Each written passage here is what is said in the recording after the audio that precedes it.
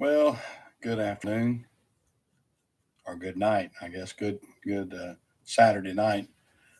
Got the old grubby face on today. I've been out, got called out early this morning. We had to do a recovery. I had to do a recovery for my.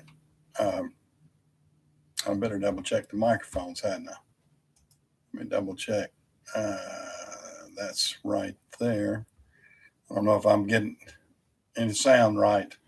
Let me see if anybody's in here and double check my sound. I just switched over to a different microphone. So hopefully, let me check all my preferences. Let me do all that. I was about to get ahead of myself here. Make sure the input mic. Yep, that's good. That's good. All right, looks like everything's rocking and rolling. and but had to get up early today and do a recovery. I hope I hope Diesel Matt jumps in here. I'll ask his opinion about something. And we're having an issue with some of these DD15s that are kind of aggravating me a little bit. But any of these new trucks will aggravate you. They've got so many sensors on them that hold on, let me rearrange some stuff here. Get my legs a little bit better shape. But yeah, I better get my advertisement there, hadn't I? Get my Cherryville Napa.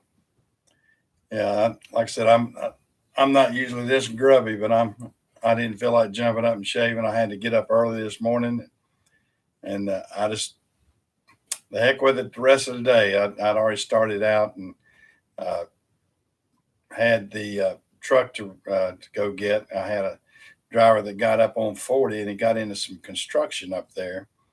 And when he did, it the truck lost prime,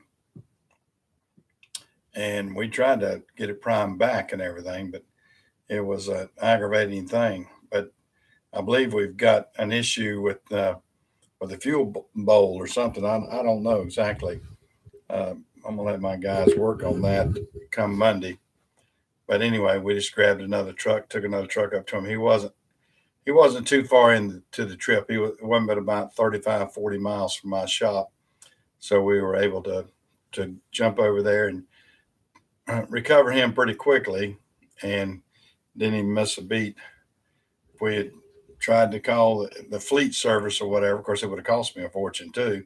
It would have cost me a fortune, and they would took 3 or 4 hours getting there. We were able to jump over there and have him going within about 45 minutes to an hour from the time I left my shop with the truck, and the wrecker followed me up there. Then we got him up and going, got him recovered, and hopefully he'll everything will be all right on his truck. We should get it fixed Monday, get it reserviced again, and find out what the problem was on that bowl. But we'll get it solved. We'll get it solved. It's just one of those things, and you never know. You never know when you're in the trucking business. Every day can be an issue and be a different issue. So we do what we have to do with it. Other than that, and then I came over to the Napa store after that. I got back, ate my lunch, got back over here to the Napa store. We've been busy over here. Been a good day. We've been able to get a lot of supplies into the Napa store, and we have done real well as far as what we're doing. Our traffic is really increasing now, so we're proud of that. The new location, the new store is doing a lot. I guess it's like real estate, location, location, location, and that's where we're at right now. Uh, we have a lot better location, I feel like, and a lot more room, and that's a good thing because we're able to put a lot more inventory in, and everybody needs inventory if you're going to run a parts store. You're never going to have enough inventory because there's always going to be something odd. We had one this afternoon that sort of odd. we kept looking at it. The guy said he'd gone to a couple of parts houses and everything else. And he had problems with his axle. He had a seal that went bad, and he got the half shaft, so that it was a 4-wheel drive Tahoe. It was like a '99 Tahoe, and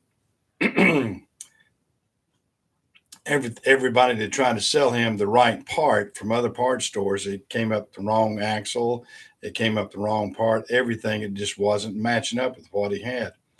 And I told the parts boy in the counter, I said, look up something different. I said, he brought the axle in. I said, let's look on that boot and see what kind of serial numbers we get, because everything that he was telling us was not matching up. Nothing was matching up. It was a little bit different.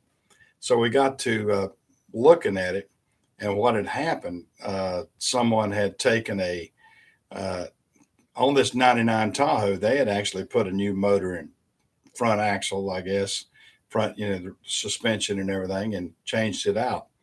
So we were able to surmise from the serial number on the boot that it was a newer truck or a newer axle than what it was. And it was, something somebody experimented with. When you get a used vehicle like that, you never know. You never know what somebody has swapped out. I mean, J.C. Smith will tell you that if J.C. were in you, he'd probably get a kick out of this, because it's one of those situations that somebody had swapped it, and there was nothing that was going to match by serial numbers or VIN numbers or anything else. And he was having a hard time. He had gone to the Chevrolet dealership. He'd gone to a couple other parts houses, and even the Chevrolet dealership said, go to Napa. Napa has a better way. And that made me feel good to hear him say that.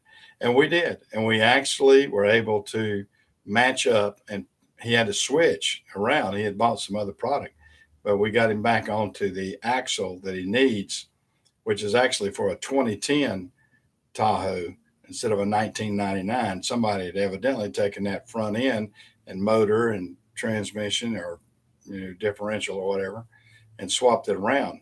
So that threw off all the parts for what would have been a conventional 99, because we had tried every 99 that we knew we had, and nothing was matching up. It was either too short or just a plethora of crazy things.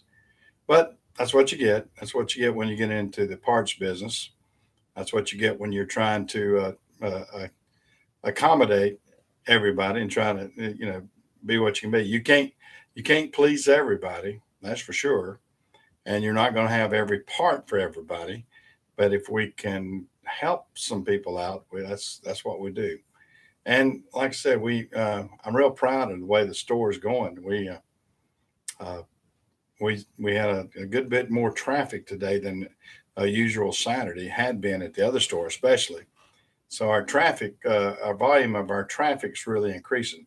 Now the tickets, there was a better sales day too, and we feel like we're on the right path to build this store back up to what it used to be, and what it can be, and that's the great dilemma that we have to do right there.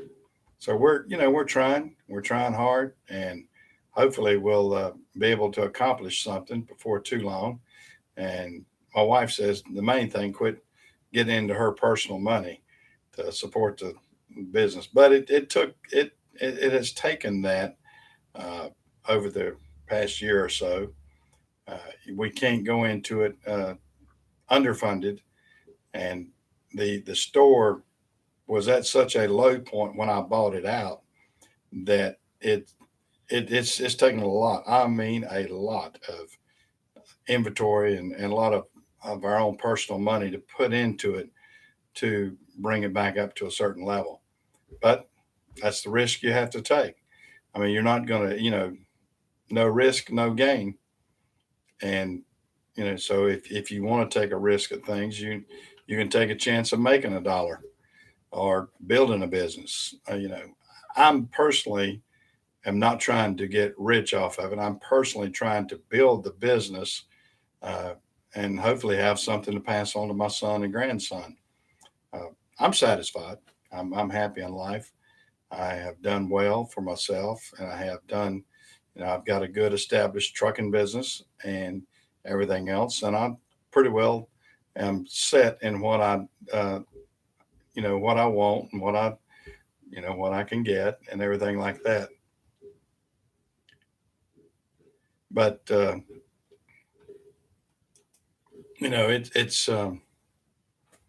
it is what it is. It is what it is on that.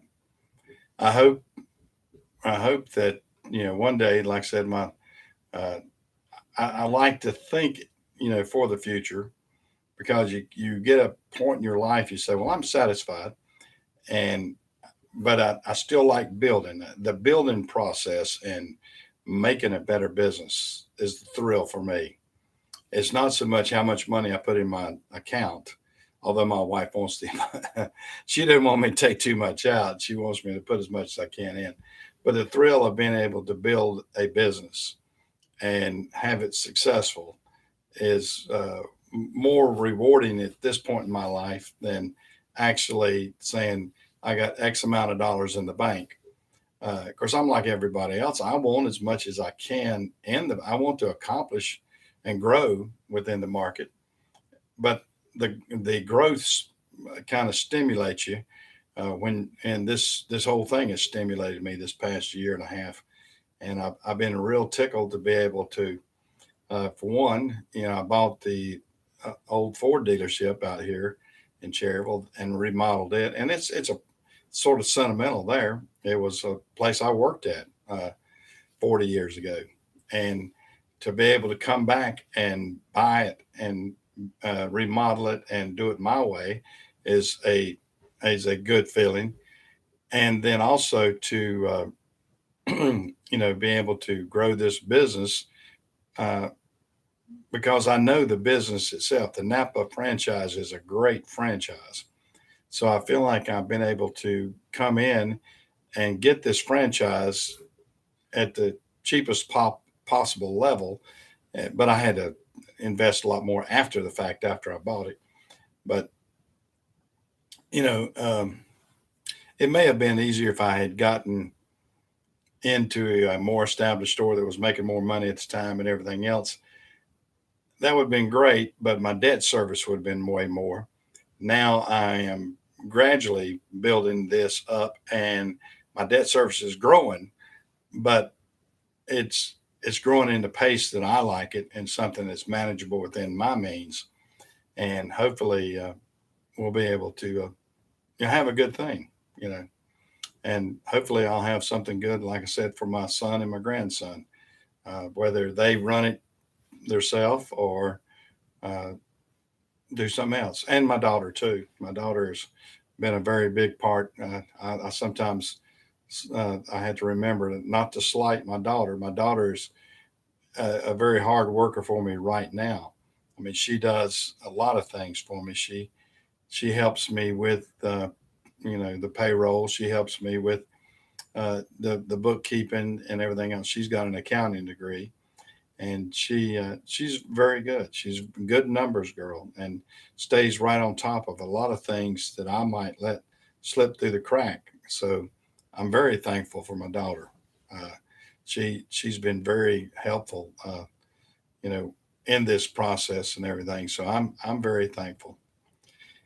And she also works in my trucking division too. She works there, and she's helps me tremendously with the trucking. So all all said and done, let me check something here. She very very essential part of my business. You know, but it is what it is. It is what it is. But I'm hoping that I was hoping I get some chatters in here. Somebody want to talk a little bit, so I didn't have to do all the. So I'm not rambling on. Just something for me. I like to have the chats so I can. I got some people online, but nobody seems to want to jump in there and chat with me right there. Is everybody shy? I don't know, but let me see if I can do something here. Oh, hey, there's Ponca. Hey, I got some people in here. Oh, okay. All right. I'm looking at this at my Ponca. I didn't even know you were in here. I was looking over at my chat and my darn thing. Whoops, I went into something else here. Hold on a second. Let me get out of that. And I'm gonna have to restore that. Doggone, my chat is just not coming in here like I want it to. I don't.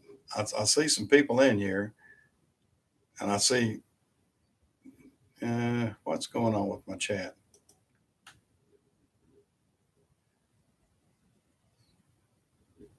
Okay.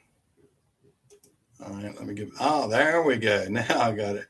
Hey, Panka. Yeah. Yeah. Okay. I'm glad I got Panka in there. I talked to him a good bit. Yeah. My chat for some reason is I was over here on it, just not working right on mine. Well, I've had a long day.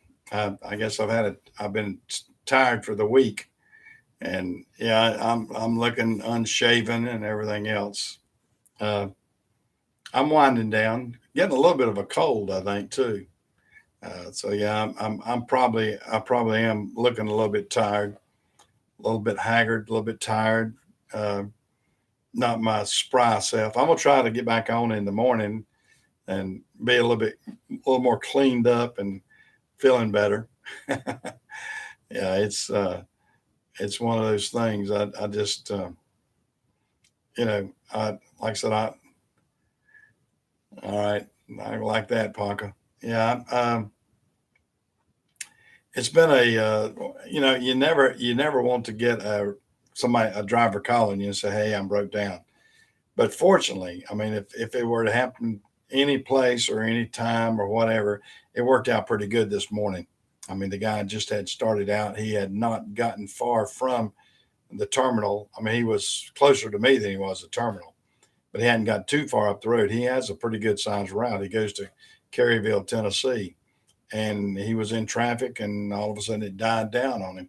So I called Jim, my mechanic slash driver. He drives a wrecker and is a mechanic for me and everything else. And I said, Jim, we're going to have to go recover one.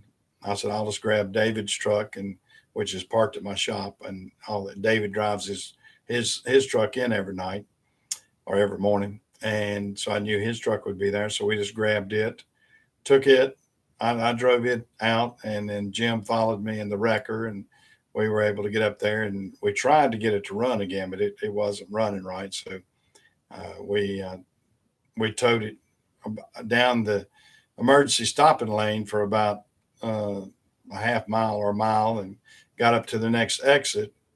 And fortunately for us, there was a truck shop right there at it, and we were able to pull in there and rehook to our drop the chain and rehook it to the wrecker properly, and then took off with the wrecker and came on back home. Able to get back a little bit after lunch. Basically took my morning up. I mean, it took about, I guess, all told, 3 or 4 hours to get all that done. And then after I did that and came back, ate my lunch, I came over to the Napa store, and I've been working over here since then. So that's probably the tired look. But if you're going to work for yourself, you're going to work yourself hard sometimes too. And this has been a real tiring week, I guess. Okay, okay, I was just checking a message up there. But we've had Napa in this week, and Napa, we I think I have my own record. It didn't cost me anything, so I have my own record budget tools. I I I learned in my driver mechanic. Uh, we were talking about that. I bought the wrecker unit that goes on the back of a truck. I've got a '99 Volvo with a 18 speed with a N14 Cummins, non EGR, good old truck, and we made it into a wrecker. And we've got the tow unit on the back of it, and we're able to do our own tows. And that way we we figured just last year we saved probably 4 to 5 times what we would have paid out in tow bills, because the size of my fleet, I'm having some tows each year. I'll have 15, 20 tows a year, uh, over just, sometimes it's silly stuff, sometimes it's major things. It's not always, well, I try to be a man with a plan. Yeah, it does. I mean, that tow would have cost me probably $800, six to $800. The time and the money and whatever. If I'd hired it out, it'd been $600 or $800. We figured if we averaged $1,200 a tow of my cost, and the amount of tows we had last year, we would have spent out probably 30,000 in tows. And I mean, to give you a for instance, I had a tow the other week. I had one of my former drivers, because I think some of you have heard me talk about him. Uh, I actually parted ways with him this past week. He has cost me in tows and service calls and just stupidity, probably in the neighborhood of $2,000 to $3,000, just him this year. I mean, this tow that he had just a few weeks ago, they towed it. He was on the ramp, and they towed it off the ramp across the road to the truck stop. Guess what it cost? I don't know if anybody's on you heard me tell what it cost, but I mean, the tow truck in Atlanta towed it across the road. That's all it was, just across the interstate. Try $800. That's what I was getting at. There's an $800 tow bill for towing it 100 yards or less. Yeah, I mean, he was. I mean, that's the same guy that ran one out of fuel. Because he gave me an excuse. I said, well, why didn't you fuel before you left? I said, you're always supposed to fuel for, well, I was going to get it in Atlanta. Well, he gets to Atlanta. I said, well, why didn't you fuel in Atlanta? Well, the pumps were too busy down there, so I thought I would just get it on the way back. Well, I said, well, why didn't you stop at the truck stop and get on the way back? Well, that storm came through last week and their lights were out on the truck stop, and I drove right past it. I said, yep, you drove right past it 1 mile. Cost me $375 to get the TA to go a mile, go out and put some fuel in his truck so he could turn around, come back and buy some fuel at the TA. $375. So that's the type of driver you get sometimes. Yes, he's gone. He's gone. I mean, he and I even during peak season, I needed extra drivers to run, and I called him. I said, on Christmas Eve, I had to have him running. I said, and his name's Mike. I said, Mike, I said, I got you scheduled for Christmas Eve. Oh, no, I'm not planning on running. I said, your run is running that day. I said, you're off Christmas and, so on and all the different times. Well, I'm not going to run it. I said, fine. I will schedule someone else to run next week in that run. He said, well, I'll go ahead and run it. Well, then he didn't show up on Monday. He didn't show up. Fine. And then he came in after Christmas, and then he said, he called me. He said, where's my truck? I said, it's halfway to Atlanta. I said, we already got somebody in it. And he said, well, what do you mean? I said, I told you you had to be there. You told me you weren't going to be there. To me, that means you don't want to work in the schedule I have. I told you, I gave him a list of things he had done wrong. And I said, my suggestion is you should go work for another contractor. I don't know anything about those new, you mean, I've seen the propane. I hadn't seen anything on nitrogen. Who's making a nitrogen truck? I don't know anything about that, Budget Tools. I've seen the, the CNG, Nikola. Okay, I thought that was propane. I didn't think it was nitrogen. I've seen the Nikola truck. I don't know. I look at all these, and until it gets to a major supplier like Freightliner or Kenworth or Peterbilt or somebody like that, I'm not going to be. Yeah, I saw I saw everything about that. Uh, of course, I mean, you know where you got the name Nikola, don't you? Because it's a hybrid truck, if I remember right. Nikola is Tesla's first name. You know, the inventor Tesla is Nikola Tesla. So he's trying to do like Elon Musk and get get a name that's synonymous with a bigger inventor. So hold on, let me get a little bit of water. I get a little water in my system. I've Mountain Dewed myself to death. Water's better for me anyway. But yeah, I'm interested to see, and I'm interested to see how the infrastructure is going to get for these hybrid and the electrics and the everything that is geared uh, on a different pace than what the trucking industry is going right now. I mean, you look at the infrastructure right now supports diesel fuel.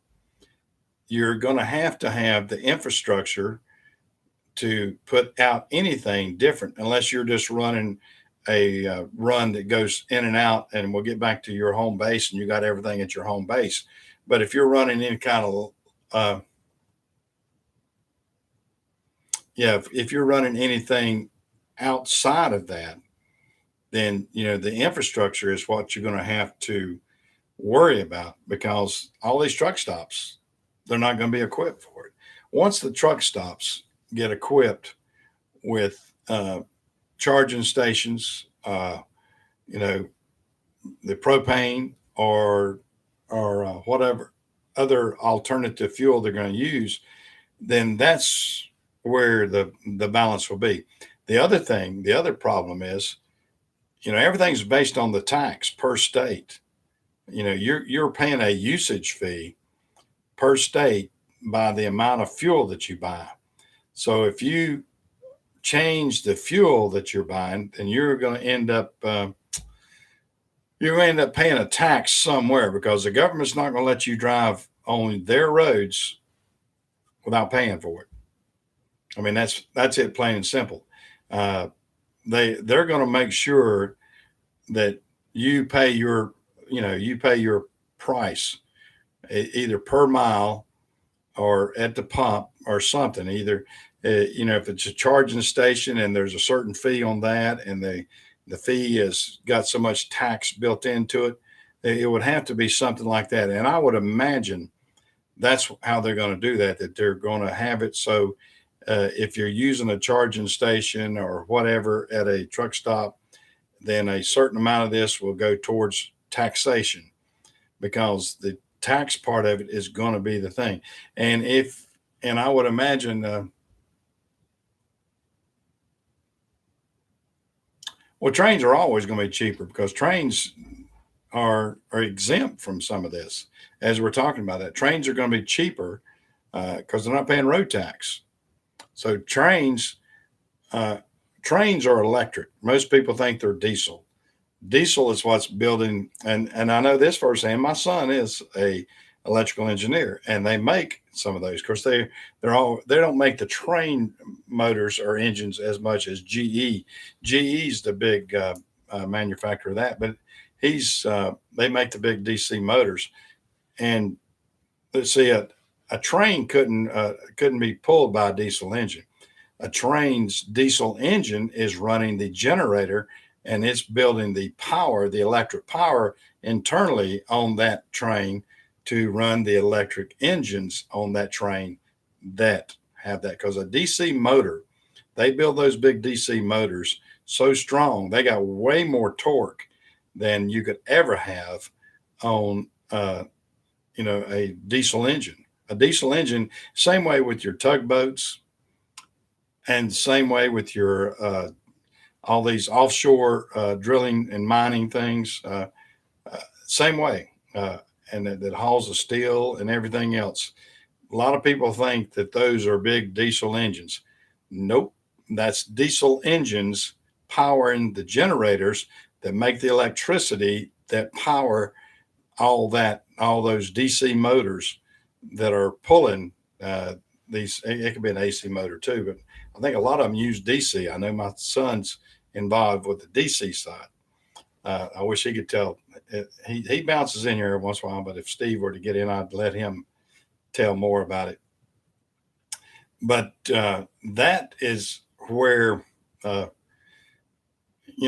is taken, and you may get into a situation one day that we still may have all these electric vehicles, and I see down the road maybe a hybrid where somebody comes up with a diesel generator that powers the electric vehicle that then in turn runs the trucks. I mean, I've wondered why they haven't attempted that. I know they're trying to go all electric and they want to go low emissions, but the economics behind it right now, because of the lack of infrastructure, is, I think, it would bode well for everybody I think, to build a hybrid truck. And of course, now that Nikola that you're talking about is a hybrid, if I'm not mistaken. I think it's like I said, nitrogen or propane and electric mix. And that I think that's the ones that will probably catch on quickest as that type, as opposed to the straight electric, because of the lack of infrastructure. I mean, think about it. You wouldn't take a cross country trip in a regular truck if there were no truck stops that had diesel fuel. You can't do it, and you can't store enough fuel on the truck to get maybe, I think we can go about 1,200 miles without a fuel up in some of these ones with larger tanks. But I mean, after 1,200 miles, you're stuck if there are no fuel facilities. So that's what is lacking in the alternative fuel trucks, is the lacking of the infrastructure.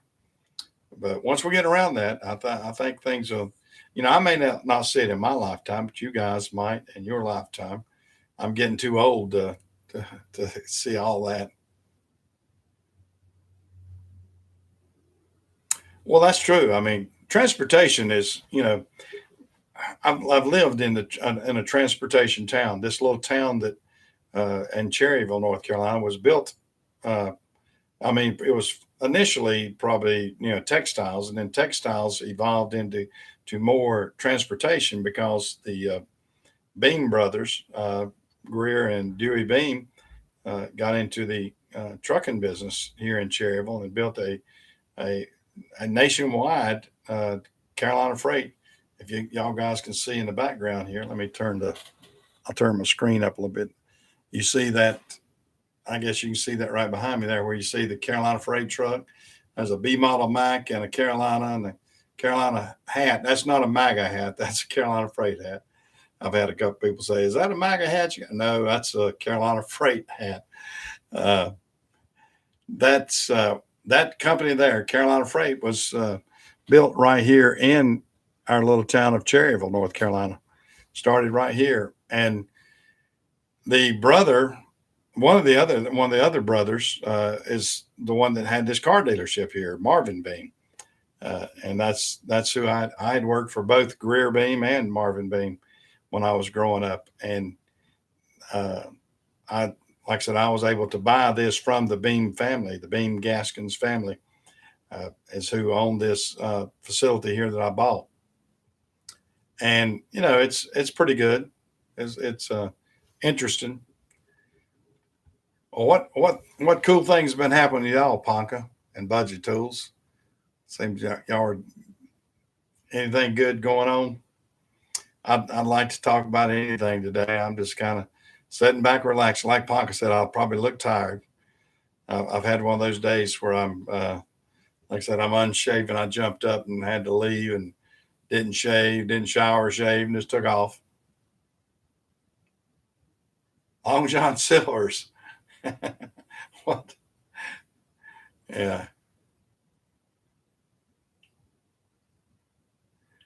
Custom critical. My thought about that. I mean, that's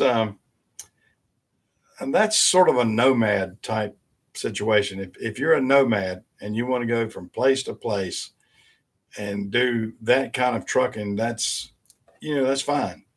I mean, that's somebody that wants to be gone for 30 days or 45 days or whatever. And, I see a lot of husband and wife teams that are doing that. I knew of a couple. I don't know that many personally now, but uh, and that's those type contractors are. Yeah, it would be. If it would be good for a retiree if you wanted to travel the country and see the country. And I don't know how strict they are on taking loads or not taking loads. I mean, I'm in a pretty strict situation with mine. I mean, I have to maintain my specific routes every single day. I don't get to pick and choose, and I'm not on an extra board. I don't know how their calls would be on theirs because, uh, I mean, they want you to be available. I know, but I don't know how they budget their availability and everything else, and if you can take time off. You mean trucks? How many contracts I have, or how many trucks that I have? I have way more trucks than I have contracts because I budget about 10 spare trucks. I think we're down to 21 contracts. I think right now on the FedEx side, we sold off 6 contracts or 6 runs. Yeah, I think we're down to 21 now, or maybe 22. I can't remember. I'd have to count. But we have another 10. So we have probably 35 trucks that are dedicated to the FedEx side now. We kept a lot of trucks, maybe 40, 35 or 40 trucks that I've got dedicated to FedEx. And then I've got 4 trucks dedicated to Amazon. And then my partner that we're bringing in, he has 3, so we'd have 7 there. So that's about what it stands at. Then I have a wrecker. I have a large service truck. I've got a service truck on a Sterling with a 60 series and everything. And then I have 2 service trucks on F-350s and one's a GMC, I think, and that kind of stuff. And then I have various other equipment too. You don't need a long list of everything I've got. I got a lot of equipment. Uh, too much to chat about on stuff.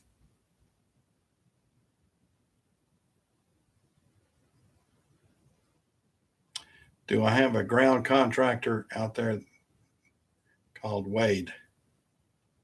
They run deep here. Uh, where are you at, Budget Tools? I don't know what your location is. Yeah, yeah. You don't want my insurance bill nor my fuel bill. I can tell you that. Portland, Oregon. Okay, I don't know any contractors in Portland, Oregon. Uh, yeah, I'm based here in North Carolina, and I've got North Carolina routes, and I have Savannah, Georgia routes. I'm based in 2 different locations. I had 2 different locations in North Carolina up until just a few months ago, and I sold off all my Greensboro routes. I got rid of those, and uh, that was a little bit of a headache there because it was stretching me a little bit too much, and a little bit of friction there too. I didn't like the setup they had in Greensboro, and the Savannah is a lot better because we go down there, and I've got an office down there on Hilton Head, and so I'm able to have some downtime down at Hilton Head, and I have my full office down there and everything too at my condo. So we're able to have a nice mix down there, and that works out great. Yeah, Portland, Oregon. So I've never. Yeah, yeah, yeah. It's nationwide.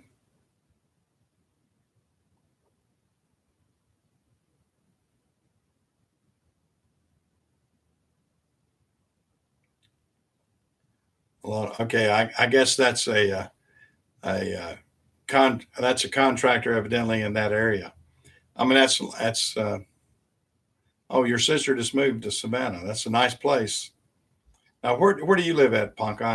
My mind's dead today. I can't remember where everybody's from.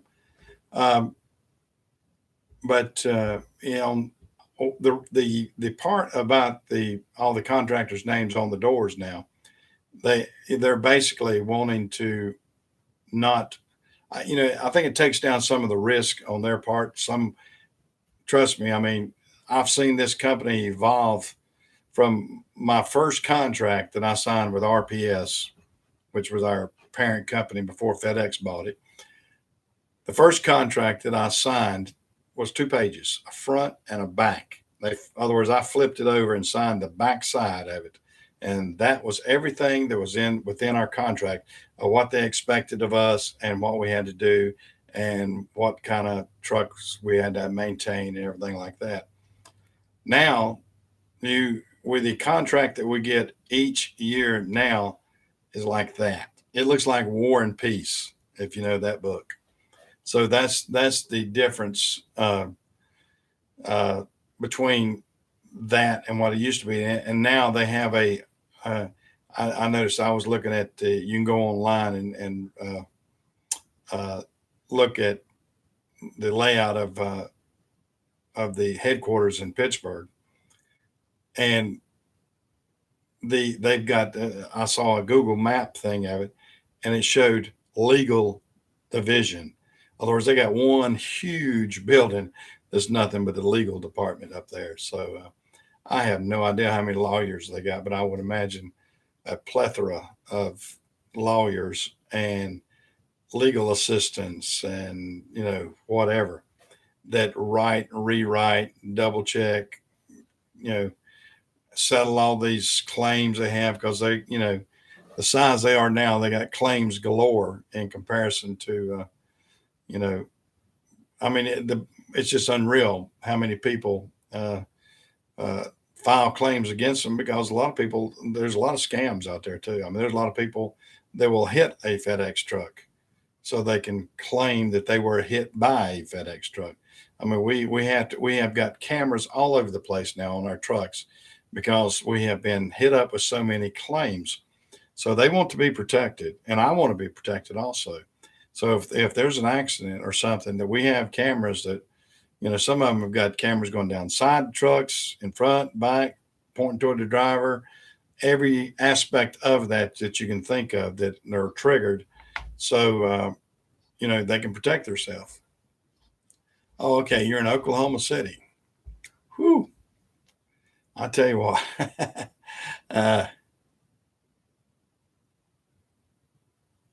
Yeah, well, I know people are sick out there. Yeah.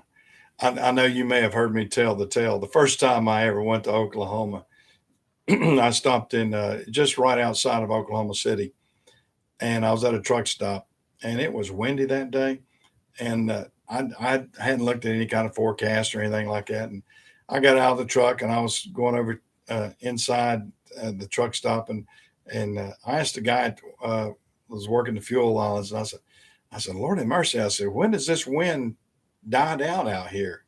He says, never. So that was and that's been 40 years ago. That was my first endeavor, or that first time I ever went to Oklahoma. Yeah, I found out real quick, that Oklahoma is a windy, windy state. I mean, it's out there in the plains. Oh, you're an hour and a half from Oklahoma. Yeah. Yeah. One time I went to Oklahoma, I had to, it's very poignant time. I actually went by the Murr building 2 days after it was bombed when Timothy McVeigh bombed the Murr building. I had a trip out on the other side of Oklahoma City, and I went right by that. And that was so eerie. It just really, I got cold chills looking at it because they had all these portable, I guess, like Musco lights and everything, these football stadium lights out there, had the whole thing lit up because it was right off of interstate. That's where this building was.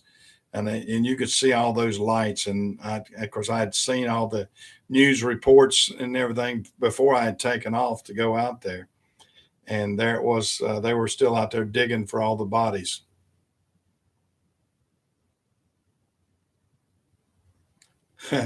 Yeah, ice on everything yesterday and 60 degrees. Well, that's like us too. We've had a little bit of that ourselves.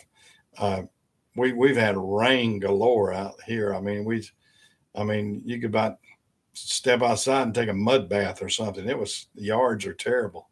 And I think they said at the end of the year, we were 18 inches above our normal level of rainfall for the year. And we have been soaked, that's for sure.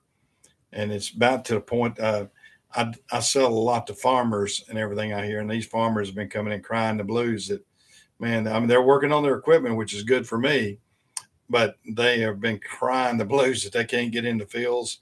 A lot of bean crops have gone bad, and just different. I don't know what's in.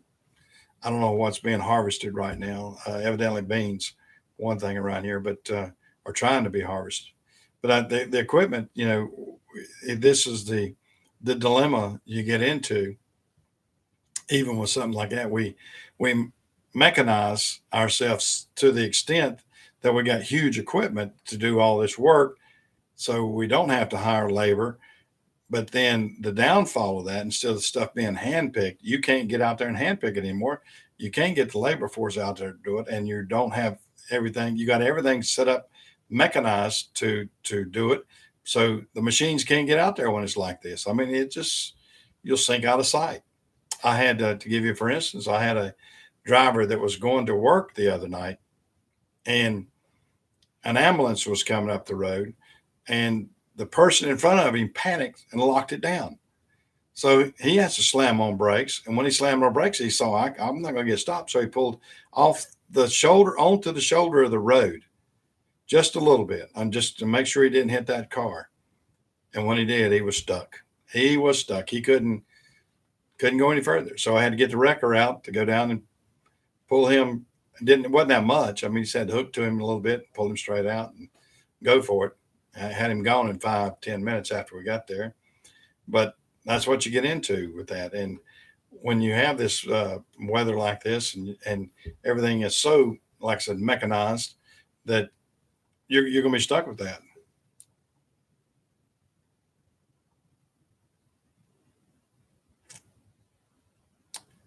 Do I think, okay, I'm going back up here to Budget Tools. So do you also think that Amazon DPS is the DPS version? Okay, now that new thing that Amazon's coming out with, I think is a joke. Amazon is tough to work with. I can tell you, they are a whole different breed. It's different. Yeah. So you're not old enough to remember that. Yeah. Okay. Well, that was a tragic time. I mean, if you go back and look at the newsreels of it, or go on YouTube and look it up, it was eerie. It was really eerie uh, to see that. I mean, I was uh, me and Steve Buff, another a driver I had back then. We were headed out there, and when we came up on it, and like I said, knowing what had happened, it was so scary knowing that there was that many daycare kids that had gotten killed. I mean, kids now that would be grown men and women right now. It's just pathetic that somebody was that stupid and did that. And it was really eerie. I mean, it's one of the homegrown terrorists, like they say. It's bad thing, but that's my memories of Oklahoma, that how windy it was, and then that. I mean, something like that, so traumatic. You never forget it.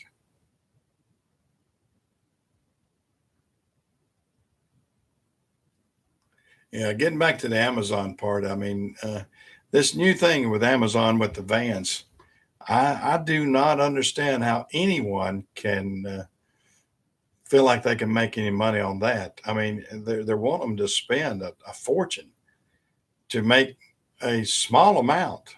I mean, you're talking, they're talking having 25 or 30 vans, and then they're saying you might make 125,000 a year. Well, if you have 30 vans at $30,000 a piece, you're looking at, $1 million in vans. And then you're going to have to deal with the payroll, and you have to do the payroll to their specs. And then you're going to you're the ones responsible. You're responsible for everything. You're going to be responsible. And plus, the crazy part about it was they want you to pay to get into it. I go, I don't know what genius figured that out, but that's nothing that I want to be involved with. That's for sure. But if the problem is, so many people feel like that Amazon is, yeah, I mean, it's just bizarre. It is bizarre what they're expecting and wanting people to do. And if people get into that and make any money, I will be so surprised. I mean, first off, you're going to take a chunk of money to start it. I mean, I don't know how many dealerships or what. I mean, I don't know if they've got an easy payment plan through Amazon or what on these trucks, but they're wanting well, I can draw a big old zero or the X or slash to it for me because I'm not going to do anything that crazy. I mean, to me, like I said, that is the most bizarre scenario that I have seen by anybody. Now, I don't know how many people are doing it, evidently enough, but I'd like to see how quickly they fold because if they can make money at that, yeah, I mean, the only ones that are going to make money on that is Amazon. I mean, that's it cut and dry. I mean, Amazon is going to come out smelling like a rose. I mean, I mean, to put it bluntly, I mean, Amazon has changed even the line haul that I'm involved with. Don't like it. I don't like it at all the way they're doing it now. They want to work you to death for less and less money, and it's not fair and equitable to the drivers as we're getting it right now. Not in my opinion. And so I've actually kind of calmed down on that. I'm not expanding on it. I was expecting to maybe to expand on it like I was uh, with FedEx, but no, I don't want to. I don't want to put up with the hassle. The hassle that has gone along with the Amazon line haul has been 10 times more than I've ever expected with FedEx. I mean, it's just we got a small amount of line haul with them, and they will work you to death, and they will come up with they have too many young people trying to think they know how to run a transportation company, and they're going by it's almost like transportation telemarketing. I don't know. It's not it is not good transportation logistics, in my opinion.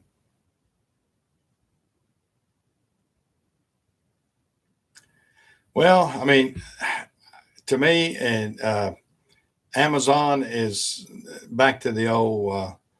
They throw enough up on the wall, something's going to stick, and that I think that's their theory on a lot of things. Is we'll try this. Nope, that didn't work. We'll try this. I mean, they don't have phones they sell anymore either, do they? Because they thought they'd get into phone business and do well. Didn't happen. Lost out on that. If you had an Amazon phone, if you remember that's people's memory kind of quick to fade on what they failed on, but they've had plenty of failures, and I just don't want to get caught in one of their failures. I don't want to have my neck stuck out so far that if they on a whim say we don't want to do that anymore, and then you go, hey, wait a minute, I got all this money tied up. We don't care. We're not going to do that anymore. And that's the way I feel like they sort of do you with Amazon. I mean, it's a little bit like go back and watch The Wizard of Oz, the old all powerful Oz, and it's behind a screen and it's fake, and it's a little bit to me like that. I mean, they came off getting everything that you can. Hey, Jeff.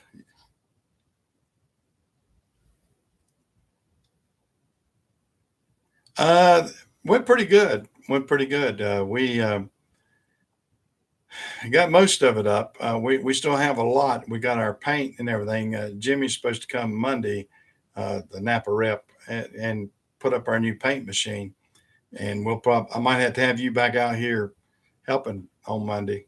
We don't know. Of course, Jim and I don't know if Jim and I had to go pick up one. Jeff being guys, Jeff is works for me.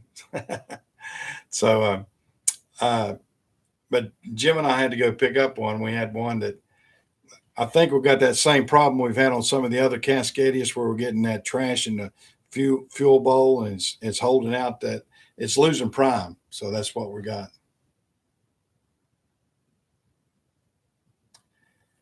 Yeah, it's yeah, the Amazon is crazy on that stuff, Ponka. Yeah, it's something else. Jeff, if you're still in here, we're probably going to have plenty of services on Monday. Like I said, I know we got Ronnie's truck. We're having to switch his out. We've got a water leak on his, so we're probably going to have to put a water pump on his Monday. And then I know we got um, this truck, the Jose's truck that we had to retrieve. We're gonna have to work on the fuel system on it to get it up and going. Of course, we've got a couple of those spares that we should have some of those ready to go too. So maybe we can flip some of those over into working if we have to. We're waiting on fuel cards and a few things. So um, that's the way the old cookie crumbles on some of this. Yeah, no, that's what I think's happened on this because Jim, we shot ether to it and everything, Jeff, and it just wouldn't. We couldn't get it to. It lost prime. The boy was going up the road and got in construction, and then he said the check engine light came on. Then he said he started losing power, and then it kept running, but he had no power. And then we pulled it off, and I told him to go ahead and shut it down. Uh, and once he did that, then it wouldn't crank back. So and Jim and I couldn't get it to crank back either. So we just towed it. Fortunately, he wasn't too far from an exit, so we put the new hooks that y'all put on the other day on the wrecker worked out good, Jeff. So we were able to do that and put the hook in the front bumper and everything, and towed that up to the next exit. Now, one other thing we need to do too on Arthur's truck, that one that runs Atlanta, one we serviced last week, we got an issue with that one. I think we got a mag switch or something going bad on it because once he runs it, if he runs it and it gets hot, if he cuts it off, you can't cut it back because something's heating up on that, either the starter or the mag strip. I mean, mag switch. So we're going to.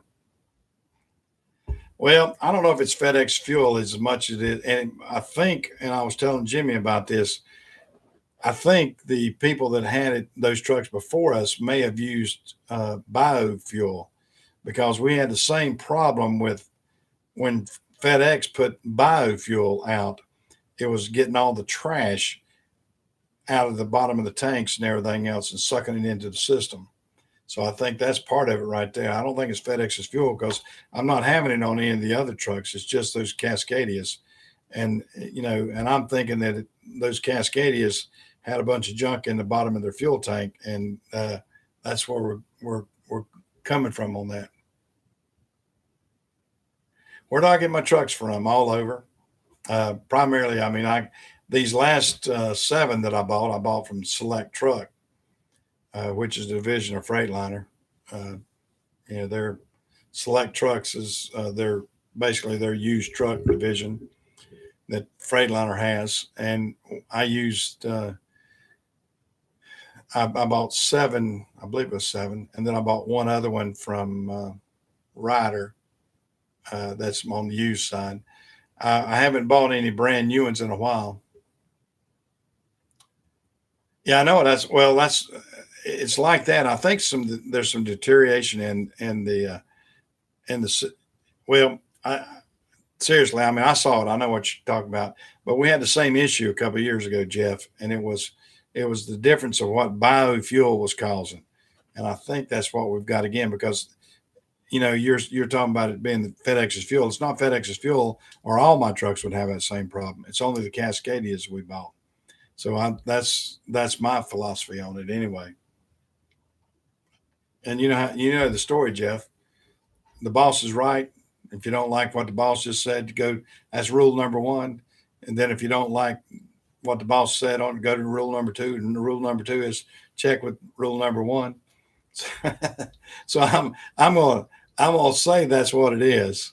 And if I'm wrong, I'm wrong. Y'all, there's no blame on y'all. But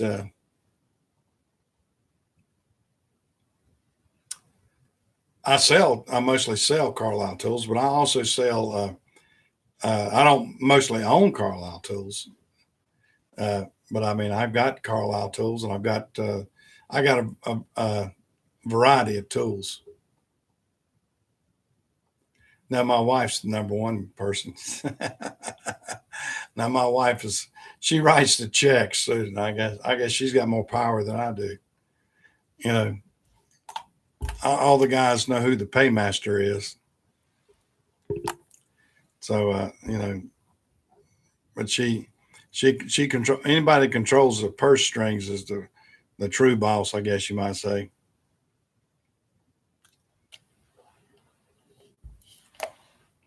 And that's my wife. But she's good. She's a retired school teacher, retired math teacher too, so she knows math real good. She's good. She's good with budgeting.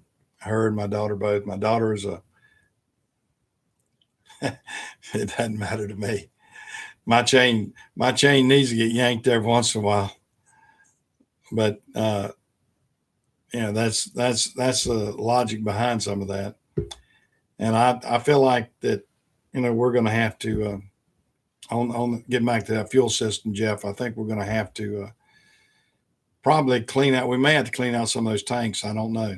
I don't know if I'd almost guarantee that we're having some of that crap coming out of the tanks, because if it was, like I said, if it was FedEx's fuel, it would be in every one of my trucks, and it's only in those Cascadias.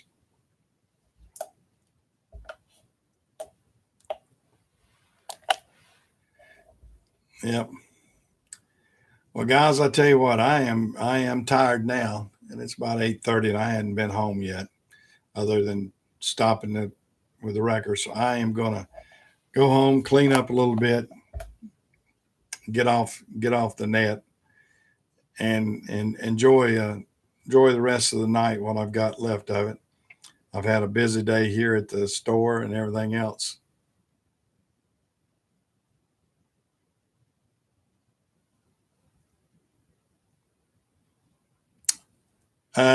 I've got people in place in case something happens to me.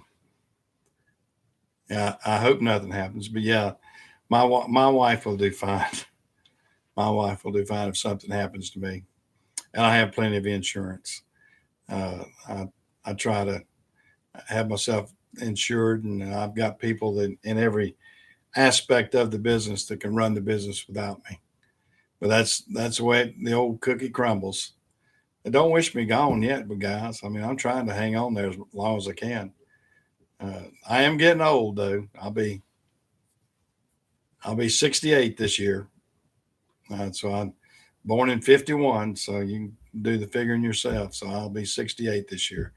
Well, guys, I'm gonna call it a night. I've enjoyed chatting with everybody, and y'all take care.